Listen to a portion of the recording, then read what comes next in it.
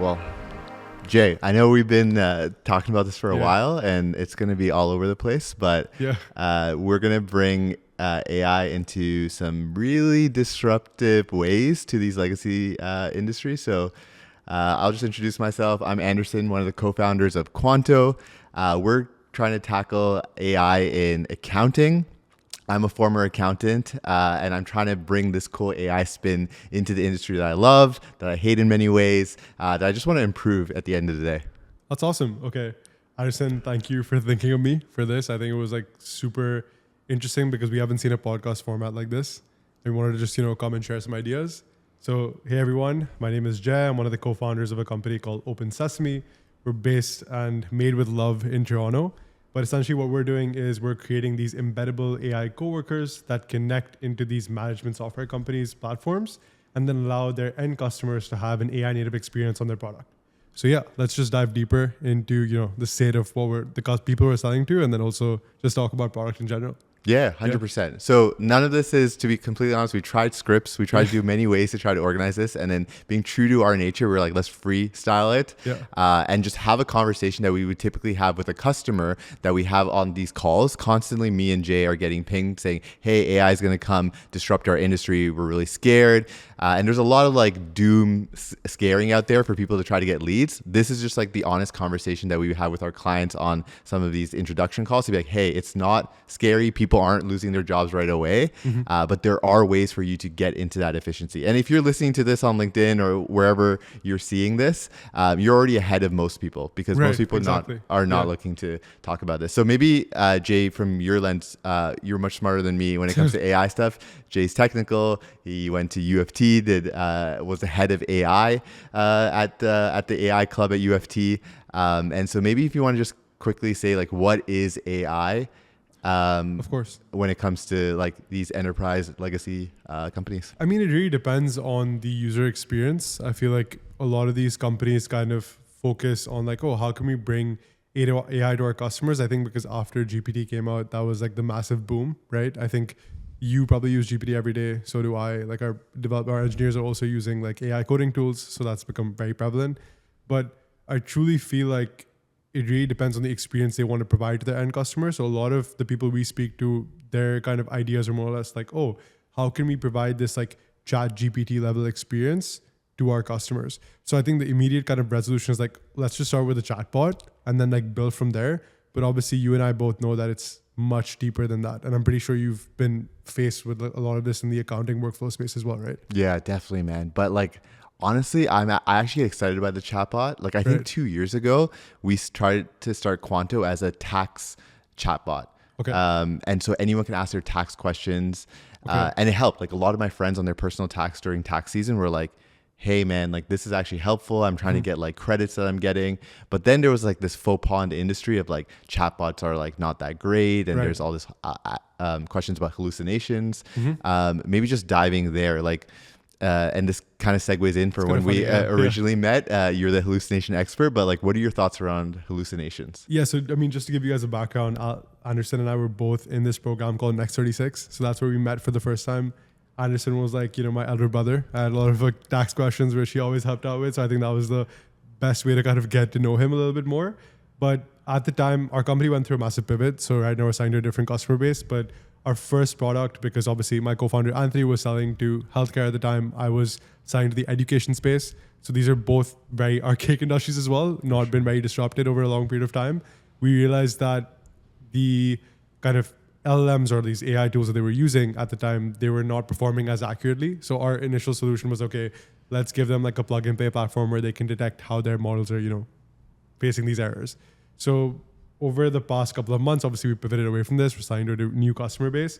But at the time, I think it is still a very important topic, and we're applying a lot of the same tech that we built before into our current offering, because a lot of the legacy providers actually care about the data. And for the main reason being that they don't really want to change their infrastructure that much. So I'm not sure how it is for the accounting industry. I'm pretty sure it's the same. When we approach a customer for the first time, it's always like, you don't have to rewire anything. Let us do the heavy lifting. Let us be that AI layer for you. But a lot of them are a bit stressed out because like, oh, do I have to change my infrastructure? Do I have to rewire the way my APIs are working? No, not really. So for us, it's like, keep your data the same way, keep your APIs the same. Let us handle the errors with the old hallucination tech, and let us bring your like AI native experience to your end customers. So I'm not sure how that works for you. Like, what have you guys found? 100%. And maybe like we'll spend some time diving into some case studies on both sides, because that is our sell as well. Is even though there's AI is said to replace white collar jobs, in our industry, there's all these amazing bookkeepers that have spent so much time getting familiar with QuickBooks, newer emerging technologies like Carbon, which is your practice management system, and Keeper that's up and coming. And we don't want humans to have to learn a whole new interface. And part of what we're going to chat about today is different interfaces, which I'd love to get your thoughts on, like headless 100%. Versus not. But that is our sell. And that's why we connected too, is we're like, we don't want to change your existing infrastructure because one, there's a huge cost to it, and we can chat about that. And the other part is the human cost, not just like I got to spend buying the engineering cost to change all this stuff around, but like my normal humans need to now learn a new CRM and all these different things. So 100% aligned on that. Maybe if you want to chat about like maybe some of the cool case studies of how OpenSesame has built on some of these legacy systems. So like I'll touch base a little bit of like where the product is right now and how we moved to this conclusion, and then like the people we're working with right now as well. So initially, like I said, we were selling to like developers. We were selling a hallucination tool to developers. Interestingly enough, we kind of moved away slowly from that space because we kind of looked at it as like, okay, is the market going to get smaller in the next 5 years? Probably, most likely, yes, it is. So we just moved away from it and said, okay, let's start talking to the CEOs instead of the CTOs. So that's when we started kind of diving a bit deeper into the infrastructure, what they thought about like, the agent space, how they were thinking through their product over a period of time. And then we realized, okay, let's start off with a product, which I think you were the first like one of testers for that older product, which was that let's make Zapier, but on like steroids, where it's like, okay, you can enter a prompt, we'll generate like, a bunch of nodes for like the workflow, and then you can export that as an endpoint. That worked for a bit with a couple of customers, where then again, we realized the ACV was pretty low. So obviously you want to get paid for the services you're using. I think initially for us, like $125 a month subscription wasn't really a fit. We wanted to kind of increase the ACV. So that's when we realized that why are we even using the node stuff? It's like, let's abstract all of that away. And right now, what the product is today is a single SKU. So it's just an AI agent called Cell, where we connect into the existing software companies' APIs, their data stack, etc. And then we give the end user that's using the product a complete AI native interface where they can interact with the entire project using natural language. So that we found very useful, especially for a lot of the kind of wedge that we're selling to, which is the management software industry. So obviously we're selling to a lot of construction tech industries, those SaaS companies that are providing fleet management software or insurance tech. That's where we found a lot of pull. So a couple of our early customers came from construction tech. For example, their use cases are more like, hey, I have this small bar in my product. Let me just type in a prompt. It'll do the work for me. And then my users have a much easier experience. And the weird thing which we actually found out was they spend a lot of money on onboarding the user, which I found a bit interesting. I'm not sure if this is the same case for you guys, but for example, a lot of these management SaaS companies have like a 30-day trial period. They pay someone to get them onboarded onto the platform. So they're spending like 20 days out of the 30-day trial, like saying, hey, you should get used to the platform. This is how it works. We could virtually cut that down to like a couple of hours. Wow. Because our agent would just do the action for them. And then it's white labeled according to the end customer. So it worked out perfectly for them. So I'm not sure how that works for you guys. Because I know you guys aren't an embeddable product, right? It's a sole product as it is. So what's the key differences you've noticed for that? Because for us, it's a lot of trust. And that is a key difference. So like we do, and we can chat about the interface, which we're still trying to figure out. So the way that Quanto works is we come into mid-sized accounting firms, and these are accounting firms that are looking to transition to sell to private equity, or they're trying to buy more accounting firms. So like very hungry accounting firms that want innovation because they want to beat out the big four accounting firms in terms of trying to compete, or they're trying to like get the maximum exit and get to financial freedom. Of course. And so part of us, and this is the whole idea of AI, is how do we build something that our user is going to use, not like what is a rocket ship that's using the most craziest model. And so right now for us, it's a crawl, walk, run approach. And so the ChatGPT interface, even though in many industries is not the most optimal, works for the accountant right now because most people are using ChatGPT. Correct. So we have like a sidebar at the side that like literally will flip through like QuickBooks, their practice management system, and then the agents will jump in and be able to do that. Recently, what we realized is people don't like to use natural language to chat to these sources. They want buttons. Interesting. Okay. Yeah. And we're hearing this a lot. Like we're both based in Toronto, but we're hearing this a lot from startups that we talk to in San Fran, where they're like trying to move away from talking to it and maybe like and trying to do workflows automatically because people don't know how to prompt things better. That's interesting because like, so obviously for some people who are watching this, maybe you won't get the exact reference, but if you've been in the AI coding space, Cursor is a tool that probably I use every day, especially like I'm pretty sure Matt uses it as well. Yeah. Matt is Anderson's co-founder. But for us, how we thought about it was, okay, we're blessed as developers to have such great access to these AI tools. Why can't I flip the same script and bring this Cursor level experience to the end user? So that's how we thought about the product firsthand. Because I was like, okay, you're going through this iteration where you're getting these workflows predicted for you. Your code base is becoming very clean because of Cursor. How can I bring that same experience to the end user? So how we're thinking about it, I think this is something that Anthony brought up very early as well within the product cycle, is we went through the CLI, which is the command line interface. That was early. You had the GUI that jumped over. That's the graphical user interface, which democratized everything. And then what we're seeing is what we want to coin a term as an LUI. So a language user interface. And obviously we're in a very early day of the LUI, but we think in the next couple of months or years, everyone will start doing work using natural language. And this doesn't have to be like physically typing into something. It can be speaking to it. It can be like the agent monitoring or predicting your next action on screen. There's different kind of ways you can adapt to it. But the problem is that within an AI interface like structure, it's too early to say what it looks like. So we're taking a bet that, okay, it's going to be language related early on, but how is it going to change? Who knows? I mean, like people are going to probably comment on how they like to work or things are, that they're going to change in their workflow. But I think it really depends. For you, maybe the button stuff is very intuitive because it's on the dashboard that's switching between different apps. For us, it's like, okay, how does that experience change within the APIs? Are you going to, if they have like 1,000 APIs, are you going to create a button for each one, or are they going to talk to them directly? So I think it really depends on like the product. Man, I totally agree. Like I say, like just because we're trying the buttons right now and because we're early stage founders, we know that like we're constantly like throwing stuff at and seeing what hits the wall and sticks, is the fact that we're trying to get that feedback pulled from us from the customer. Yeah. So constantly on our calls, we're like, can we see how you're using it? And so for us, the reason we had to do the buttons is because they kept prompting it wrong, or we would start the call and they would say, I didn't know how to prompt it. And just because we kept hearing that, and maybe it is on us on like how we're thinking about the user face, but then right now we're like, okay, but what if you click this button? They're like, oh, that's great. Yeah, I can do that. And now I'll review the query plan and everything that the agents are setting, and I can give you feedback on that. How are you guys handling like trust? Because I think that for us is like a thing we've tried to navigate a lot around. I'll walk through like why in the product cycle it was really important. But for you guys, how did you navigate the trust early on to say, okay, fine, like this is going to be my go-to platform if I'm switching between like QuickBooks or any other specific product that I'm using? Yeah, I think being on top of their existing tech helped with the trust element, because one is like, I don't need to take all this super confidential client information. So the accountants are just one layer. Like they have their own stuff that's going on with their accounting firm, but the most kind of valuable and secure things are their clients' information that sits within, even though they own the QuickBooks account, all their clients' information is in that. So as we can say, we keep your clients' information within QuickBooks. We're pulling the information out through APIs. And when we write back into QuickBooks. That gave them a level of trust. Constantly, like we get, I'm not sure if you get this question, but we're like, where is the data housed and all that stuff. And so, honestly, like the way that we say it is like we try the most secure way to do it. Like we're very early stage, so we're not SOC 2 compliant yet.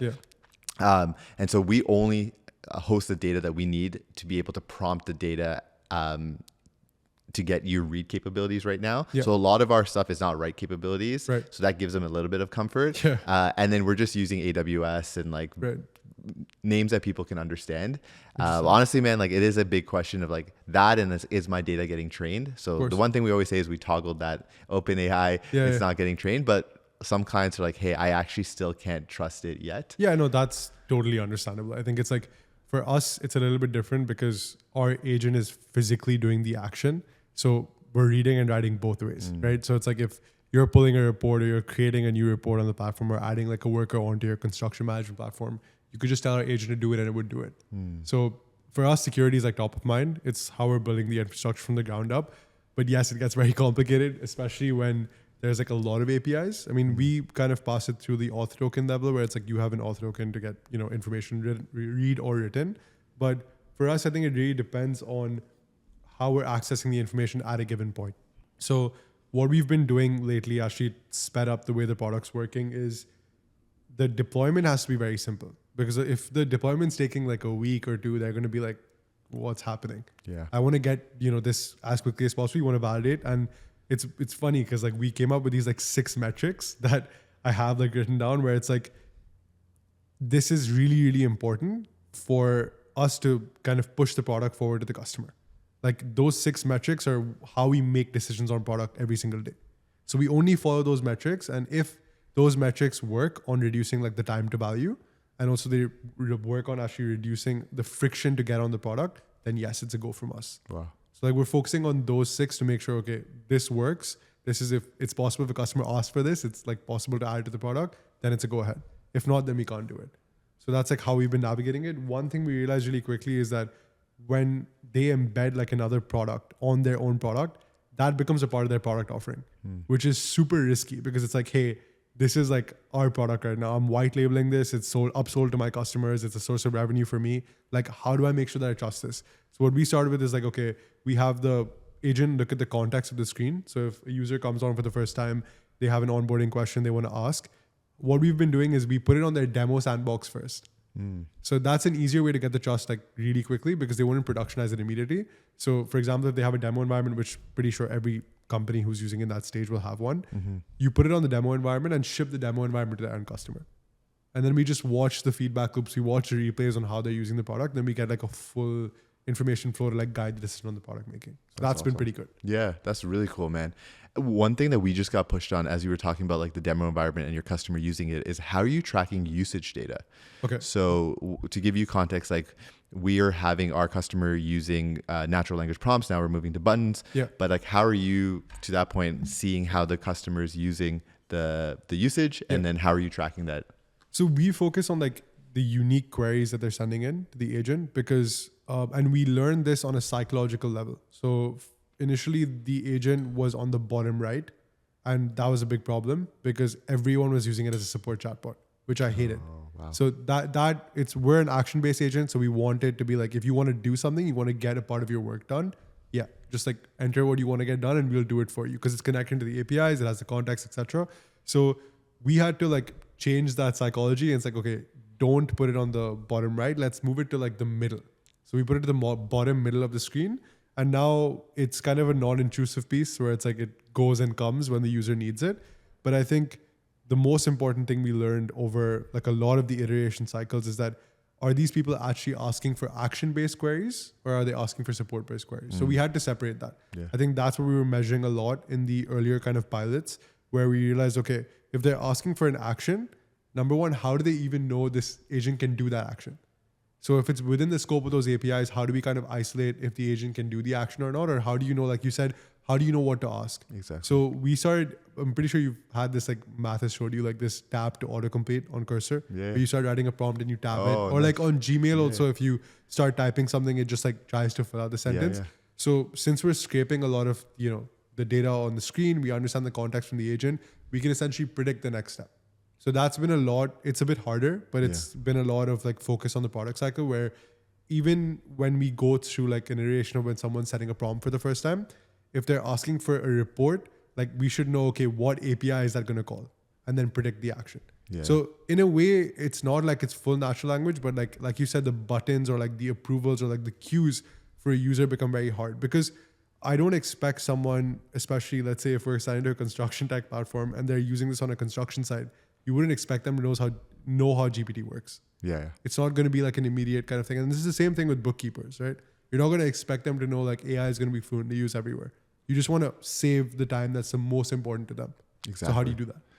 Exactly. I think the biggest question we get is like, what is the practical use case of AI constantly? Yeah. Because if you think about ChatGPT, we started posting this thing where like you can turn anyone in the world into a custom GPT. Yeah. And we started off with Alex Hormozi. Yeah, that's really cool. And then everyone loved it. Yeah. And then we had a client on a call this week being like, my team is now overwhelmed because we have 24 different personas we just added because we just got greedy. Yeah. And then now we're just like, who do we talk to for this? How do we talk to for that? Right. But the key that we realized is those are all read capabilities. Right.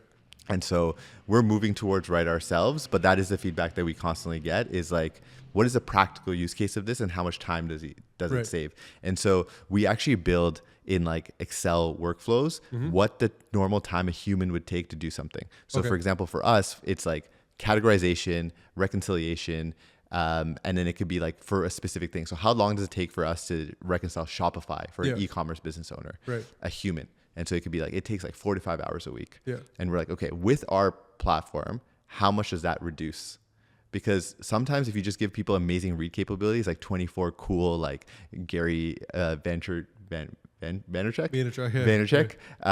we did all these different people. Like we were even people like LeBron James and like Steph Curry for like motivation, all these different people. Like they're not really doing workflows for you. They're just like chatting to you. So that's why we're like, okay, right now, even though we're read capabilities, how much time does that save you? I'm sure your construction workers are just like, yeah, this ChatGPT stuff is cool, but like, how much time am I saving? Correct. Because I think like it's also for you guys making that persona means you have to have enough information to fuel it, right? I mean, like for it to be accurate enough, if I'm basing it on like someone who's an expert, I have to have information about that person to create the persona and then I can chat with it. But it's not going to be like I'm actually talking to Anderson, right? It really depends. So for us, we kind of go about it in a way where it's like, okay, how can we bring as much context to the user as possible, like in as short amount of span as possible. Where it's like, okay, your time to value is super high. You understand the product, you understand what's going on. But I think for AI to be useful anywhere, it has to be like super context aware. So, and that it's a bold statement, but I think it's very true because especially if you're in a verticalized environment like construction or, for example, like bookkeeping, it has to have enough context knowledge to complete the task, especially when it's doing an action. So, I mean, all our actions are like human in the loop approvals. So before the agent actually does it, you have to approve it on your side. But it's interesting because like as the search space of tools gets smaller and smaller, you actually see how the LLM understands stuff much better. So to provide that experience, I think the context is super important. I think like one kind of issue we came up with early, which we fix now with like the screen context is, for example, if you're selling to a customer, they have like a set of APIs, but in the product itself, you can change stuff. So for example, like let's say I'm in Quanto, right? And I'm changing like the name of a file. So I rename it from like project to like project 3. But on the API, it's stored as something else. So how do you get the context back into the agent? It's a big like thinking cycle. So like our approach is like, okay, it should be able to see what's on your screen and then feed that information back to the agent. So if there's something that's changed, it'll still know that there's a difference in the API pull and then the actual context on screen. Yeah. So that was something that we had to learn like early. But like, what are some of the things I know, since you guys are working with people that are like in older industries, like what kind of educates them from your side on like, hey, we're not trying to take your job here. Like we're making sure that you're as comfortable as possible. We're making you as productive as possible. Yeah. I think like one of our taglines is like, Quanto is trying to make it so that no business fails due to lack of financial clarity. Okay. And we think that in order to achieve that, you need accountants and bookkeepers as those advisors. Right. They will have a multitude of agents and armies of agents trying to help them accomplish that end goal.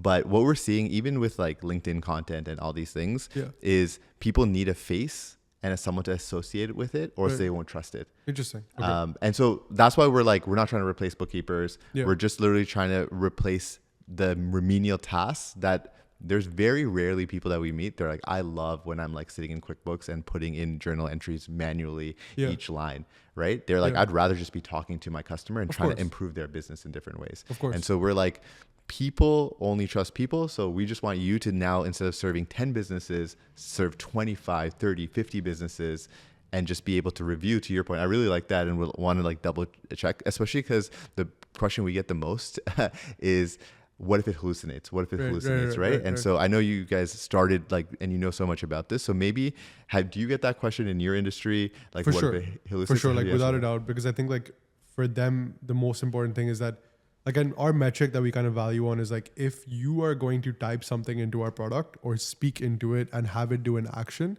it should take you less time to do it on the LUI than you doing it on the GUI. So that's how we measure the metric. Like, is it taking more time or is it taking less time? I think that's like a massive point that you have to look into. The biggest difference, I think, for us was more or less like, okay, is it grounded within the context of like whatever data you guys are using? And then like, how can we make sure that it's doing the right thing? So whenever like it's deployed on a platform that's live, a bunch of users are using it, we're making sure actively that it's actually checking and then checking with the human before it does the action. Cool. So like an instance of this is like, we've been trying to work with more payroll companies now. So if you pull an invoice or you set someone as a new payroll parameter, like more or less, you're not going to let the agent do it autonomously, right? So you need to actually fact check it. So what we do is like, we give them human in the loop steps for each approval, saying, I'm going to do this, this, and this, approve. Okay. So then you have like a good kind of insight of saying, okay, I don't have to go back and check if it's done it. I'm seeing it change in real time, but I'm also understanding that it's not going to mess it up. Yeah. So that's where we're at. Right, and man, I love that analogy of like LUI to GUI. I know it's hard to quantify, but just because everyone wants numbers, like, is there any examples of like how much your LUI has saved the customer? Yeah, I mean, to be honest, we measure in terms of like the number of like this 75% of people are actively going towards using it. Wow. So that's what's been good. Like they're gravitating to using it because I think of the position of it's in the middle of the screen as well. Super cool. But if you look at the workflow itself, it is saving a lot of time. So for example, like typically even we can take like a bookkeeping example, right? So if you're going to fill in like an Excel sheet for a long period of time, like how much time is that taking on average? So we would automate a massive chunk of that and then give that time back to the user. Cool. So we're trying to, how we're positioning it is we always say like, oh, we're giving your end customer like an AI coworker, because we truly want that to be the experience. That is, we want it to work exactly with you. And we want to make sure that when you're doing your work as it is, you're becoming more productive. And as the more you use Cell, the better it'll get. That's our main kind of intention. It predicts the next steps. It predicts your workflows. And essentially it will become an embedded coworker within your platform. Yeah. But I think like the interfaces discussion is like super interesting here, because the satisfaction level a user gets or the time that's saved also depends on like the type of interface they're using. Because what we realize is if they're being forced to consistently switch between different applications, and I see this issue sometimes when a lot of these AI companies of the same companies we're selling to come up. So for example, like you're trying to make them more productive, but if it's a company that's trying to take away their job completely, it's like it's an AI version of this. Right? You have a lot of companies creating like AI employees that's like, we're going to, delete this part of your job completely. That is a different type of interface, which kind of, I think, gets pushed down about a lot. Like, I don't think that's the right interface in my opinion to actually get work done more effectively. I think it's a little bit different. I think it really depends on the type of way you're doing your work in general. Because even this, you're not trying to change the way they work. It has to fit within their existing way of working. That's the hard part you have to figure out. Yeah, that's a really good point, man. And I think that kind of leans into one idea I wanted to chat with you, which is like developing the best eval framework. And so what people say is like the companies, if you assume that the world is going to be verticalized tech softwares for, say, accounting, bookkeeping, construction, insurance, etc., how do you develop the best eval framework? I think you need those humans to help you develop that eval framework. That's kind of how we're thinking through it. Is like, we don't want to replace that bookkeeper because that bookkeeper is essentially creating the best eval framework for your agents. Would you say that's the same when you are collecting all that data? Of course, 100%. I think like what we do is, and it's conscious, every time like a prompt is sent out or an output is sent out through an agent, we have like a thumbs up, thumbs down button. So each time, like if it's not as good, it's like a thumbs down, or if it's not perfect, it's a thumbs down, where that goes back into our reinforcement model and we learn from it. So that's like a kind of massive outlook. But I also think it's like where the world's heading, right? Like pretty sure you've heard about Scale AI and like Facebook. It's paramount. The data is the most important part. Yeah. And if you don't have context aware, I don't think the vertical thing happens. Yeah, man. It can't be general each time, right? That's the problem. I know there's like a million different topics we want to chat about. Two things I wanted to chat about, and would love to hear any ideas that you have. One is like learning a little bit about you and Anthony, a bit more as founders, like your journey. And then also would love to kind of hear about kind of aspirations to like how you want to build your team. So there's amazing talent in Toronto. We're both bullish on Toronto tech talent. What is it like to like work at OpenSesame, It's a bit hectic, I'll be honest. Like Anthony and I are very, very motivated people. I think we've it's like our last 2 startups didn't work out. So I think like we've learned a lot. Like I learned a shit ton from those experiences. So I think pushing that energy into the business is super, super important. And Anthony and I have very different, like as founders, we're very different because I think I'm a more emotional person. He's more logical. Like he knows it's like it's set straight. You know, you don't mess around this way. I'm more empathetic. But I think it creates like a very balanced culture. And that's what we're trying to push out a little bit more, right? It's like you make sure everyone's ideas are actually thought through. Anthony's been trying a lot of different strategies. So we started this new thing where we have a Notion doc of like every employee is supposed to put one new idea each day. Whoa. If it's a shit idea, it's fine. But you just put the idea and at the end of the week for an hour, we review everyone's ideas. So cool. So you just read the ideas and go through it. Like I think that's like, he's trying to push more on like, okay, like try to make that muscle work a bit more. But I think it's funny because we both, like we met at Next, right? So it was weird because we had got introduced from a friend before that. So I knew Anthony virtually, but it never became apparent until I left my last startup and he left his. I mean, for him, it was Epic Systems that just like bought the entire kind of space he was working in healthcare. So his startup wasn't valuable anymore. My co-founders at the time wanted to work a 9 to 5. I was more on, let me just continue building a company for a longer period of time. So I think when we both met for the first time, that ideology of like, oh shit, this is something that we can work on for a little bit longer. We can actually enjoy this experience of building a company from scratch. But it came with a lot of issues, I think, early on, because when you're technical founders, you tend to overbuild a lot. And I just posted about this on LinkedIn today. Yeah, I saw it, man. Because I feel like we wasted like a month and a half, 2 months on just like overbuilding product. And I think that's the worst thing to do, especially when you're engineers, because you have some money in the bank. You're like, okay, I'm going to, just like hire an engineer. I'm going to overbuild this product. And this is what my customer is going to love. And that was the worst thing we could have done because it's not kind of true in terms of what your customer is actually looking for. So we should have spoken to a lot of more people before. I think the overbuilding cycle, you get pushed on very heavy, especially when you're an engineering forward team, because we're all technical in the company. So I think we've learned over time to balance the culture and also not overbuilding, but actually getting the validation first. And like I said, the 6 criteria that we came up with, that has to align with the product before we build something. Very cool. So I think that's what we've been going on and doing. I know like that's cool, working man. at Quanto must be a blast. I know I've heard from like your co-op students and like a bunch of other people, but yeah. Like I love that idea of the Notion thing. Yeah. Also like one of the joys of like trying to build a company is trying cool stuff like that. Of course. That's really cool, man. I'm going to ask you after like what the coolest idea this week was. But yeah, we're trying various different things. 2 things we're really passionate about is something called Quanto Movie Day. Mm-hmm.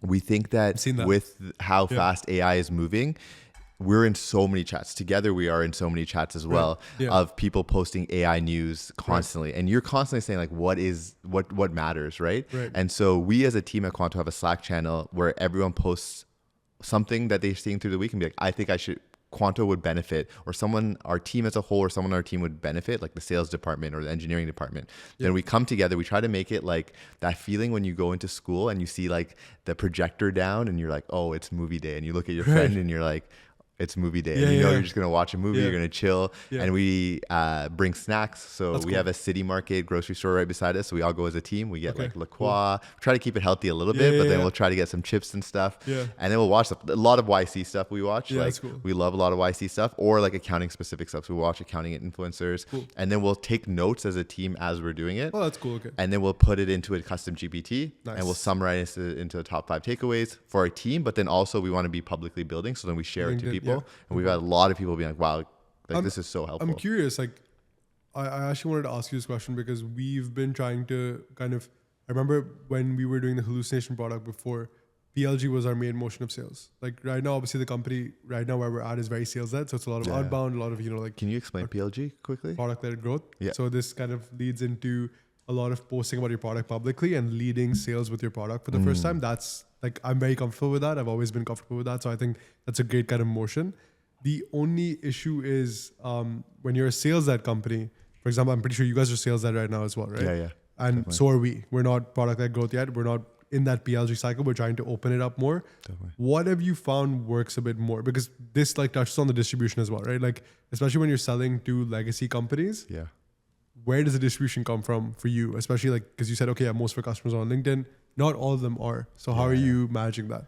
Yeah, like part of it is like doing stuff like this because you need people to see you, what's the stat, like 7 times in like consumer, which we're seeing to B2B. If we assume that software, although there is complexities, and I say this as a business founder, so you can yell at me, but I'm like, if software comes as a commodity and anyone can speak to something and create it, people are not going to trust like all the different software projects out there. They're going to trust a person. So if I saw Jay 7 times on a different podcast in different ways, I'm going to be like, I'm going to trust Jay's product.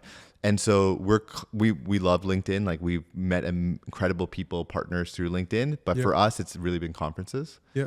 So so trade shows and stuff would be easier? Kind of like, you could call it trade shows, but mainly they're conferences for accountants to be able to upskill themselves. So we as accountants have to do something called CPE credits. Okay. I'm not sure if it's similar to the PEng, but basically in order to keep your designation, you need to constantly be learning, and you have to prove that when you resubmit for your CPA designation every year. And so across the world, they'll have these CPE credit sessions. It's a ton of fun. Okay. We went to one in the States a couple times. We're going into Denver in a couple of weeks. Cool. Nice. And we're going to Vegas in October. Nice. Hopefully for work. All for work. All accounting conferences. Conferences. Although we learned this year going to these conferences that accountants love to have fun. Okay, cool.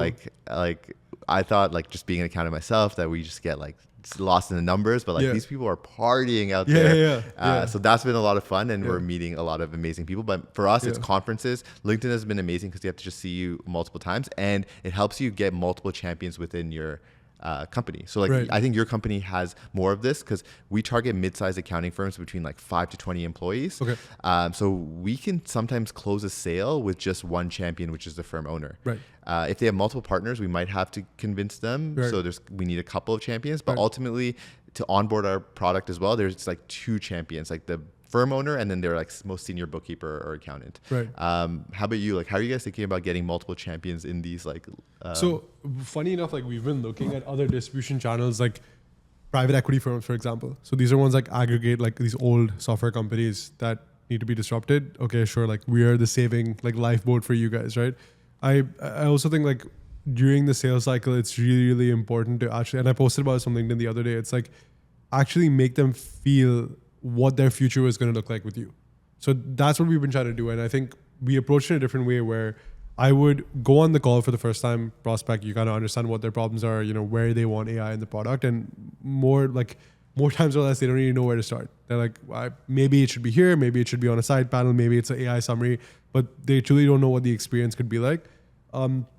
The main kind of goal for them is that, okay, how do I improve the UX for my user at the end level? And then also how do I make sure they're as productive as possible using my platform? Because if I go to them and say, hey, I'm going to have to rewire your entire UI, you're going to spend money on your engineers, you're going to spend money on your UX designers, you're going to rewire your entire product, and then let's add AI. That's an immediate no. It's not going to work. So our approach is that do not change a single thing. We will come, bring that AI layer for you, connect to your data, and then agentify it. So that's like how we kind of approach it, where it's like, okay, we'll add agents to your products, your context aware, and we'll give you the best end user experience that you can ask for on the AI level. So for us, what we do the first time is that we go to see their product on call.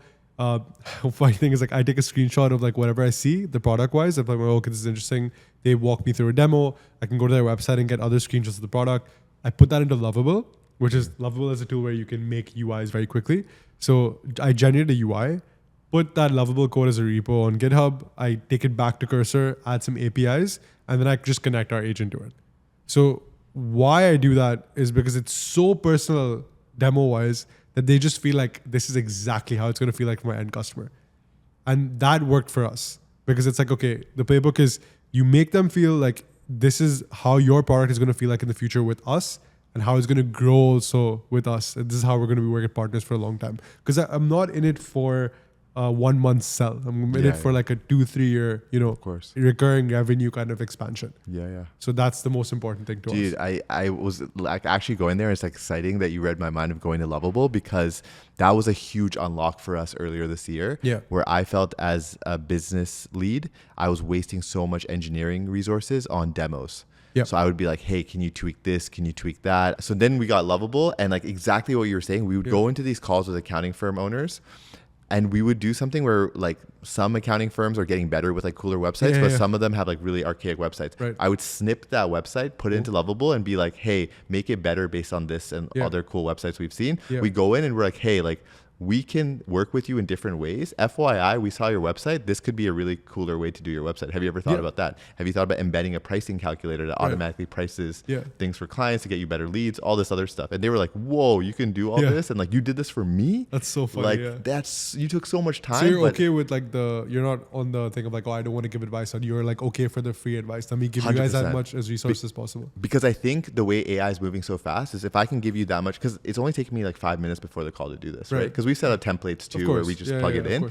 I'm like, if you're willing to work with us on like a year, so our contracts are annual contracts. If you're willing to work with us annually and we can do this in 5 minutes, imagine what you can do with us for a year. Exactly. Right? Yeah, that's cool. I like that approach. I think like for us, it's very interesting because the way we've seen it is that these guys don't even know what it is. Like it's just so hard to start off with, right? Because their reference point to like AI is like, okay, we're in this GPT world and like it's disrupted like our workflow. I use it every day to prompt it, but what goes further than that? So how do you bring that to the customer experience? How do you give that experience to their end customers as well for us? Because we're an embeddable product, right? It's interesting because Lovable for us also changed our workflows. Like Anthony and I used to spin up so much stuff, but like the cycle of iteration got so fast because we could spin up multiple demo environments. And like I posted about this on LinkedIn the other day, like we made one for like 9 different management software platforms and then just shipped it just to see how much traction we'd get in those like spaces where you could sell adjacent verticals or sell to other people. So I think that also helps you with the distribution side of it because you can flip things much faster. You don't have to be scared like, oh, I have to make another demo before a call or like give them the product. It can be like hyper personalized. I think that is going to make a massive difference. Like, do you see this like generative UI component? Because like, I know you can give an example of this like to the people who are watching, like what Lovable has helped you with on the UI side. But I also want to touch upon this. I think the future of interfaces is very interesting because I don't know if you saw this tweet by Andrej Karpathy, like before he posted yesterday, where Google had this demo where the UI that they were working with wasn't static anymore. So for example, like you're going through files on a system, right? I open one file, like there's a bunch of files inside that, but if I exit that file and go back, it'll change depending on the context. So they're building the UI in real time. Whoa. So that is like, that's something where I feel like that is because UI has always been static. You have a set number of buttons, you have a set number of functions and executions. How does that change with agents? Like that is like something that we are trying to like really dive deep on because that's where like the future of like the LUI or something goes as well. Man, like you're the third person who's brought up that podcast because there's a YouTube video of him announcing it right now. I gotta watch it. So that was at YC Startup School. That's where he spoke about the kind of space. But like that video that he retweeted about it. It was a Google 2.5 Gemini video. It was like a demo video. So they used a model to in real time generate UI for just something a user was using. Wow. Which was pretty crazy. And it's crazy how you said it is because even when you were talking about like generative UI, I was like, oh, for accounting, if someone's going to do pricing, the UI would look like this. And then if they were to do, say, month-end review, so like what did my bookkeeper do and do I have to review anything, it would look like this. But then the way you explained it is that same workflow can look different if they were to go back to it. So if they did it initially, the agent would be like, this is the first time they're doing this, so let me show them all of it. And if they're going back to it, maybe it's like even a summary of that, or I don't know. But that is... there's so many thoughts going through my head right now. Like wild, one is like, how do you get the context to know like what to do? Right. But yeah, I'm just stumped there because like we haven't gone to that level. Like but to your earlier point, like how we're demoing things to our customers to get feedback is, I know I mentioned we went from like natural language to buttons. We still have some components of both, but before we even went there, we used Lovable to go to our customer. So we have weekly calls with our customers. So it's very hands-on. And so they were just like, we want this. And then right away we were like, hey, we will show you this right away. What do you think about this button? And they were like, oh, this is interesting. And so I was like, that was not... It's like very like fast like feedback loops. Like I think we do the same thing. We have like private Slack groups with each of the product people of our customers where like they're just like spamming like, yo, this doesn't look good. Like change this, change that. Like, okay. Like keep iterating. And it's good because I feel like when you sell to any level past enterprise, your whole deal flow just goes slow. Like not deal flow, your product flow just goes very slow. Because they're more archaic. They're going to take like a month and a half, like 2-3 months for POC. Then you probably convert to a contract. But with these smaller companies, it's a much more fresher because you get such a quick iteration cycle. Because they actually care about it, right? They actually care about the kind of way the product looks. Man, that touches on one of the questions we get a lot is like, why are you focused on accounting firms that are looking to exit to private equity? And I know you mentioned private equity in your blurb too. Is like, we found that they give you the most product feedback right away because their end goal is to exit and get the most amount of money for their firm, or they want to just buy as many firms in this like tight window that's like 5 to 10 years. Yeah.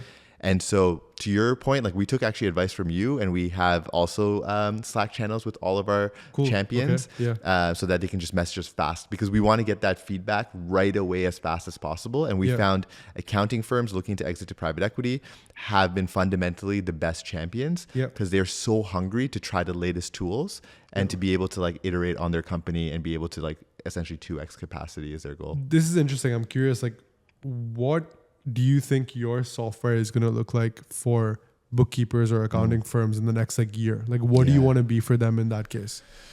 Man, like the look is actually something that like we are like safe to say we don't know what it would look like. What we know is like, and we talked about this, like we want to be able to essentially have them double the amount of clients they want to take. That is our end goal. That is our vision. That is kind of our North Star. We want you to be able to double your intake. Ultimately, like we're using private equity metrics to be able to do that. So we want to get them to like a 60% margin in many cases for their firm. And so however we do that within the bounds of like it being ethical and all these different things is we don't really, and our user doesn't really care about the UI. As long as, and maybe I would love to get your thoughts. So accountants are very numbers heavy people. So we get feedback that like we want audit logs. We want to be able to like audit where this data is coming from. What is the ground truth? So Mathur, my co-founder, has created an artifacts log. So whenever something pulls up, it shows. And then now people are asking for feedback of can it go right directly into QuickBooks? Because right now they'll see the artifact and they have to go manually to QuickBooks. So we're building links and stuff. But has people asked you about like how to get that ground truth? Yeah, I mean, like we're pulling in from the context of whatever database connections they're giving us for the agent, or like what APIs we have access to. So how integration works on OpenSesame, it's very straightforward. So we either take an open API spec, Swagger, documentation, or APIs in general. We turn those APIs into tools that the agent can use. So it can be accessed via like whatever natural language prompt that you're sending in. And then that becomes like the start of like, oh, okay, you can start doing your work with natural language, which is interesting because like when we speak to a lot of these companies, it's quite funny. This is like more of the case in our industry, but like especially with the companies we're selling to right now. Are you as a software engineer that's super talented going to work for a company like ours or like OpenAI, or are you going to work for a construction management company? Most likely you're going to work for a startup, or you're going to work for a company that's like very fast moving. They're super into AI, because where are you going to fit in that ecosystem? So that's their main problem. Are they going to spend like $500,000 a year? Are they going to spend 8 to 12 months to build a subpar agent that can handle most of their workflows, or like a similar chatbot with like a ChatGPT API? Or are they going to use us? So that's like the kind of, story we want to set up for them. And like to be more context aware, we have to take access to the information, and that's how we do it. Okay. So that's how we kind of operate on that. Man, very cool. You touched on this a little bit about like talent.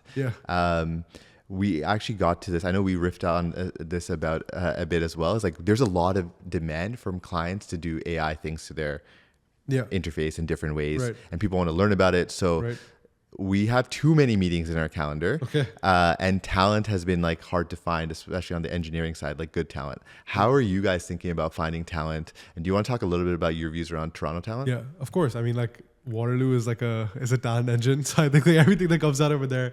I mean, but obviously like Athri and I had this discussion. It was hilarious in the morning because McGill just got voted like the #1 school in Canada. So we were just like shit talking each other the whole time because I went to UFT. But it's quite funny because like a lot of these students are moving to SF now. Like most of the people we know, like even one of our kind of engineers, Adi, so he was a co-op student. He's like a full-time engineer with us right now. Like he went for like YC startup school. He just came back. He's like, I can't believe I'm back in Toronto. Like the energy was infectious in SF, and it is, right? But the thing is, like, I think the talent pool is really good here, and I think the SF companies are starting to take notice of that here too, because that's where like all the talent is slowly like migrating over there because the salaries are much higher. But it's also like for us, we're trying to isolate a pool. So we run a lot of events. I think our main hiring pool always comes from the hackathons because like we can actually like filter out the applicants beforehand.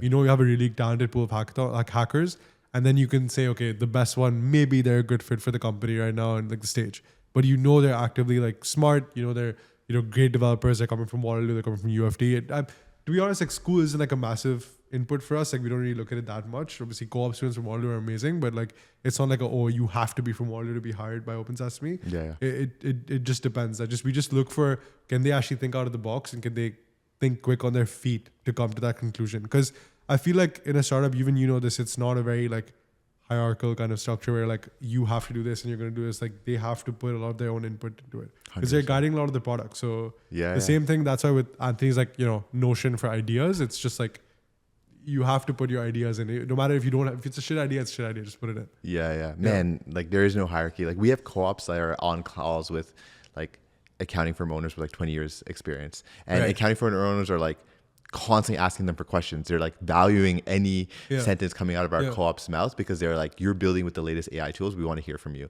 And so the last time people say they heard this is like obviously during the internet boom, and we were both too young to do anything during there. But we've had so many senior people reach out to us being like, can we add you on WhatsApp? Because I want to constantly hear what you guys are building with. Like, how are you using Lovable in different ways? Like, how are you doing fast enough? So that's what we're excited about Toronto Talent in different ways, because a lot of this AI news and stuff is on the internet that people can learn.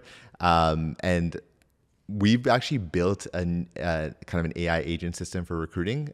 So we had 1,019 applications in 2 days for our last posting. Nice. Which is why we're also bullish on Toronto talent. There's amazing talent here, and for different reasons want to stay in Toronto. And so we're like, hey, let's take advantage of that. It's good for you guys too, right? Because you're getting shred back on like a lot of there's a lot of benefits to being here. Also, we chatted about this before, but like in this journey, it's a marathon, and sometimes being close to family is like that most important thing, and friends, just because of the volatility. And so some people also think about this because our first engineers are not also working a 9 to 5, unfortunately. They're getting a lot of perks out of that in terms of how fast they're learning, but they also need that support system to be like, wow, this is a bit of a grind.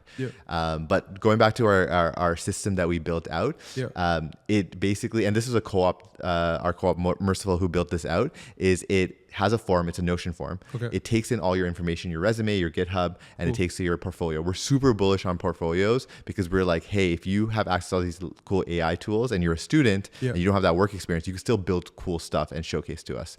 We have an AI that like is very well prompted. It's like a 12-page prompt on going and dissecting each components to identify really cool AI use cases and tools and ways that they're building through different ways, and it'll score them. So score them between 1 to 5. And then anything between like above like 3.7 or so gets flagged to my email. So like Merciful and his AI agent army is level 1, and then level 2 is me. We just do a quick 15-minute behavioral. But the cool part is that first part, because we want to say, hey, if you're spending time applying to Quanto, we want to guarantee that it's going to get reviewed. It's getting reviewed by AI agents in many ways, but at least you know it's getting reviewed. Of course. And so, man, we're seeing some amazing talent coming out of Toronto, so we're pretty excited about that. It's interesting because like that could be a company itself, right? You know what I mean? It's kind of funny, but like I think what are your kind of main points of like, okay, this is a great hire, this fits in with what we're building or the culture we're trying to cultivate? Because for us, still, I think like past a technical assessment, it's a bit hard to evaluate like, is this person a right fit? Because for us, there's a lot of objectives that might come in the way. Is like, is your only motive for the next 2 years money? Is like, do you actually believe in the North Star vision of the company? Do you believe that what we're building right now will change the way people are using software for the next couple of years? Or like, is this something that is value to you past like, getting some options or getting equity in the business? Like, what is it you want out of the experience? So for us to evaluate that, I think the only thing we can do is have them come in and work with us for a bit and actually understand if like they fit the culture or the vibe. Because I feel like Anthony and I are very no bullshit people. I'd rather be upfront to your face about something rather than, beat around the bush. For me, that's how we make faster decisions. For sure. And also, I think it's like, we want to create a culture that's more relaxed. It's not like, oh, you have to come in at like 9:15 a.m. Like, it's fine. You can cover your time, but like, we're working till like 8 p.m., 8:30 in the office, going home and still work. Like, work is the only thing you think about. So that's the like, it's not, we're not expecting you to do that, but like, have that kind of grit. So that's the hard part. Yeah. Man, like honestly, I think like no one's figured this out because like we get like we have accounting firm owners asking us this question all the time. Yeah. Because like people are trying to find like people that are using AI tools to come work. Yeah. And I think it's like the question you said, like construction companies are also trying to hire these people to come in. Though we've had it, fortunately, knock on wood, I'm going to knock on this couch. Our hires have been amazing that we've had so far. And for us, there's two elements to it. Some people might hate me on this, but the first one has been working in person. I know we've riffed a lot on 100%. This. 100%. Like I'm so bullish on that I don't believe if you have a team that's smaller, like small enough that remote makes sense at all. Like I remember when like Anthony went back to Montreal for a bit after Next, like especially that was like one of the hardest like 2-3 months in the company because it was so out of touch. You couldn't like just turn your desk and say like, hey, I want to fix this now. It had to be like, I have to call you. I have to like, let's just FaceTime each other. Horrible product cycle. I think that didn't fit with the company. I think that's where we were like, okay, it has to be in person. Yeah. And man, like to that point, like we're only doing it because it's mutual beneficial. Of course. Yeah. If like me, Mathurin, or someone else is not in the office, like please do not come into the office. That's fair. Like, that's fair. Or it's like we had one of our co-ops, Jeremy, who was just like, hey guys, I'm going to get into like deep flow and I want to save the commute. I'm going to crank out this landing page in 2 days. I'm just going to lock in. I know exactly what I need to do. I don't really need that much feedback because you guys have already given me like what it wants to look like. Locked in, bam, done. Yeah. But because AI is moving so constantly, we're just like popping your head out and be like, hey, did you see this? Or like, or a client just said this on a call. Everyone's in the loop, regardless of like how senior you are or whatnot. We just went through like our like a full-time engineering hire right now, and everyone on the team was like involved in the loop. And like they were all just like, hey, if I'm a co-op here or I'm like an early employee and I want to start a startup in the future, I'm getting to see how the 0 to 1 is getting made like step by step, and I love that environment. So honestly, man, like going to the point like who thrives is people who like would see the benefit of that. Like I have ambitions to either start my own startup or I want to be here to get you, and we're all gonna like have ownership of this. How do you assess that in like a couple of days or in an interview? It's so hard. Like who knows? But it's really hard because it's also like you're trying to piece together. I mean, I think you learn more about a person over time. You don't learn about it like in the first 3 days. It's like, and obviously for the initial period, they're trying to like, get on your good side. It's a lot of impression. Like you're trying to get a good impression of the first time. So I think that's hard to just isolate that. It really depends though. It really depends. I feel like, obviously I might get some hate for this, but I feel like if it's not a fit, I think you should just let it go early. Like that's my opinion. I so strongly believe that because you don't want to drag on for so long that it affects like the actual business itself. 100%. So I think it's 100%. More of like you have to take the fast decision. If it's not like a good one, just take it anyway. It's going to be beneficial for you in the long run. Yeah. Awesome, man. Well, I think we've just like rambled for an hour free form. This is unreal. Maybe if we end off, like it would be helpful to hear like some of the future in plan for OpenSesame if people want to get in touch with you. Yeah, I mean, for sure. Anthony and I are moving to like SFLA for the next couple of months just to work on some stuff. Like we have an opportunity that came up, so we're just gonna, stick with that. And just like work through that, like explore more of the SF side, get awesome, like man. more absorbed into that culture. I'm pretty sure like I know you said you mentioned that you want to move to SF for a bit as well. Just get some more exposure over there. We were debating it this summer. I think we were going to push it out to the fall, just because we have a bunch of things where we want to make our customers to love us as much as possible. A lot of our customers are coming from the US. Oh, awesome. And we're super adamant that we want to keep our engineering, especially in Toronto. Same. But similar to how like we always talk about this, we are also both immigrants and like love Canada for various different reasons. But let's spend some time in what the people say is the mecca of like tech and innovation, and bring some of those insights back in different ways. And so hopefully we overlap maybe a month or so in SF. So really excited for that. Yeah, 100%. I think like for us, I want to leave with some parting words that I wrote down. Yeah, like, that's like kind of where we think the market is going to go, especially. So I think like we see the jump from like the GUI to the LUI is one of the most significant opportunities for us, because I think especially the opportunities unlocked by the democratization of like these LLMs. I think we believe that like a successful implementation of what we're building, which is like the embeddable AI coworker cell, it'll spark like a productivity boost amongst how people work in general. So our thesis is that, okay, in the next few years, everyone's going to change the way they work or fundamentally adapt into this like AI interface heavy kind of product focus. And we think that this LUI will spark kind of the same arrival excitement as the GUI did before. Wow. So where you had Xerox PARC and like a couple of other, people actually be in that forefront, we want to be in the forefront of like the LUI side, but also lay like a groundwork for like how agents communicate with each other in general. I think that's where like we feel like the technology stack is going to go. Like, I'm pretty sure, like, what is your kind of vision, like, as you grow out, like, the accounting side as well? Because I know you obviously scale past the accounting, but what is, like, the vision to end off on? Yeah, honestly, it goes down to our fundamental vision is we want to truly empower those advisors, which are accountants, to help businesses to not fail from a lack of financial clarity. And so we all have our lived experiences across the team. Like I have family members who's tried to start a restaurant, coming to Canada, and unfortunately didn't know anything about their numbers, and it failed.